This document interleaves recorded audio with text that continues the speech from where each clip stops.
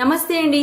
పరమ ఉత్తమమైన బ్రహ్మఖండం గురించి చెప్పమని శౌనకాది ఋషులు సౌతి మునిని అడుగుతారు. అప్పుడు సౌతి ముని వారు ఈ విధంగా చెప్తారు. సర్వప్రథమం నేను అమిత తేజస్వి గురువులైన వ్యాసదేవ భగవానుడి చరణ కమలములను నమస్కరిస్తాను. తర్వాత శ్రీహరి, సంపూర్ణ దేవతలు మరియు బ్రాహ్మణులకు కూడా నా నమస్కారములు.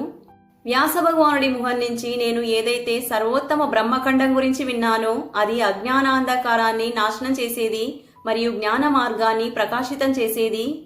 పూర్వావర్త ప్రళయ కాలంలో కేవలం జ్యోతిష్పుంజం ప్రకాశితంగా ఉండేది. దాని ప్రభ కోట్ల సూర్యులతో సమానంగా ఉండేది. ఆ జ్యోతిర్మండలం నిత్యమైనది మరియు అదే అసంఖ్య విశ్వానికి కారణం. అదే స్వేచ్ఛామయీ రూపధారి సర్వవ్యాపి అయిన పరమాత్ముడి పరమ ఉజ్వలమైన తేజస్సు. ఆ తేజస్సు లోపలే మనోహర రూపంలో ముల్లోకాలు ఉంటాయి. విప్రవర, ఆ మూడు లోకాల పైభాగంలో గోలోకధామముంది. అది పరమేశ్వరుడితో సమానం, నిత్యమైనది. దాని పొడవు వెడల్పు 3 కోట్ల యోజనములు. దాని చుట్టూ మండలాకారం వ్యాపించి ఉన్నది. పరమ మహాన్ తేజస్సే దాని స్వరూపం. ఆ చిన్మయీ లోకమొక్క భూమి దివ్య రత్నమయీ అయినది. యోగులకు స్వప్నంలో కూడా దాని దర్శనమవ్వదు. కాని వైష్ణవ భక్తులు భగవంతుడి కృపతో దాన్ని ప్రత్యక్షంగా చూస్తారు మరియు అక్కడికి వెళ్తారు. అప్రాకృత ఆకాశం లేదా పరమ వ్యోమంలో స్థితమైన ఆ శ్రేష్టమైన ధామం పరమాత్ముడు తన యోగ శక్తితో ధారణ చేసి ఉన్నాడు. అక్కడ ఆది, వ్యాధి, జర, మృత్యు, శోకం మరియు భయానికి స్థానం ఉండదు. అంతటా ఉచ్చకోటి దివ్య రత్నాల ద్వారా రచించబడిన అసంఖ్య భవనాలతో ఆ లోకం శోభాయమానంగా ఉంటుంది. ప్రళయకాలంలో అక్కడ కేవలం శ్రీకృష్ణుడు మాత్రమే ఉంటాడు మరియు సృష్టి కాలంలో అది గోప గోపియులతో నిండి ఉంటుంది.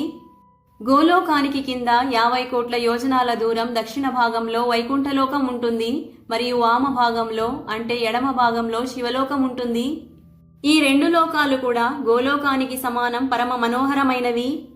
మండలాకారంలో ఉన్న వైకుంఠలోకం విస్తారం 1 కోటి యోజనములు. అక్కడ భగవతీ లక్ష్మీదేవి మరియు నారాయణ భగవానుడు సదా విరాజిల్లుతూ ఉంటారు. వారితో పాటు అక్కడ అనేక మంది 4 భుజాల పార్షదులు ఉంటారు. వైకుంఠలోకం కూడా జరామృత్యు ఆది రహితమైనది. వైకుంఠలోకానికి ఎడమ భాగంలో శివలోకమున్నది. దాని విస్తారం కూడా 1 కోటి యోజనములు. అక్కడ పార్షదుల సహితం పరమశివుడు విరాజిల్లుతూ ఉంటాడు.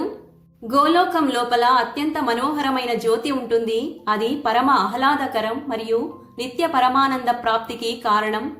యోగీ జనులు యోగా మరియు జ్ఞాన దృష్టితో సదా దాని చింతన చేస్తూ ఉంటారు. ఆ మనోహరమైన జ్యోతియే పరమానందదాయక, నిరాకార మరియు పరాత్పర బ్రహ్మ. ఆ బ్రహ్మజ్యోతి లోపల అత్యంత మనోహరమైన రూపం సుశోభితంగా ఉంటుంది.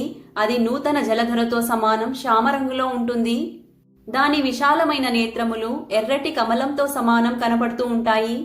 దాని నిర్మలమైన ముఖం శరత్పూర్ణిమ చంద్రుడి శోభను తిరస్కరించేలా ఉంటాయి. దాని రూపలావణ్యాల మీద కోట్ల కొద్ది కామదేవుళ్ళు త్యాగమై పడిపోతారు.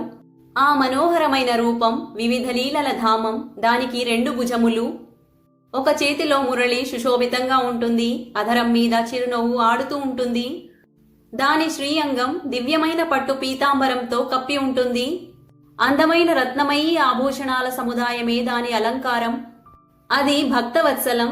దాని సంపూర్ణ అంగములు చందనంతో లేపితమై ఉంటుంది మరియు కస్తూరి మరియు కుంకుమతో అలంకృతమై ఉంటుంది. దాని శ్రీవత్సభూషిత వక్షస్థలం కాంతివంత కౌస్తుభమణితో ప్రకాశితంగా ఉంటుంది. శిరస్సు మీద ఉత్తమ రత్నాల సారతత్వంతో రచించబడిన కిరీట ముకుటం మెరుస్తూ ఉంటుంది.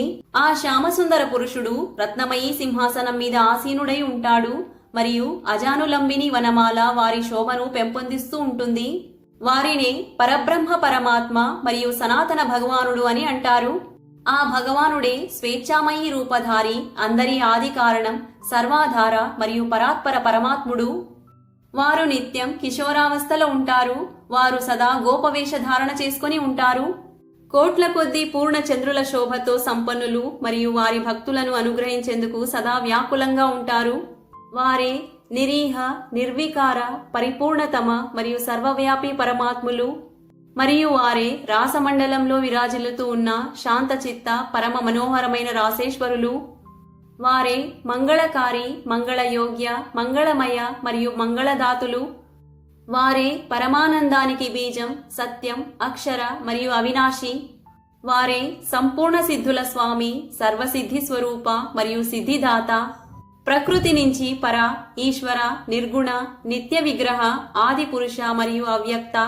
వారు ఎన్నో విధాల నామాలతో పిలవబడతారు. బహుసంఖ్య పురుషులు వివిధ స్తోత్రాల ద్వారా వారిని స్తుతించారు. వారే సత్యం, స్వతంత్రం, ఏకం, పరమాత్మ స్వరూపం, శాంతం మరియు అందరి పరమ ఆశ్రయం. శాంత చిత్త వైష్ణవ జనులు వారి ధ్యానమే చేస్తూ ఉంటారు. అలాంటి ఉత్కృష్ట రూపధారణ చేసిన ఆ ఏకమాత్ర భగవానుడు ప్రళయకాలంలో దిశలు మరియు ఆకాశంతో పాటు సంపూర్ణ విశ్వాన్ని శూన్య రూపంలో చూస్తాడు. శ్రీకృష్ణ భగవానుడు సృష్టి ఆరంభం ఎలా చేస్తాడో అన్నది మనం ఇంకో వీడియోలో తెలుసుకుందాం.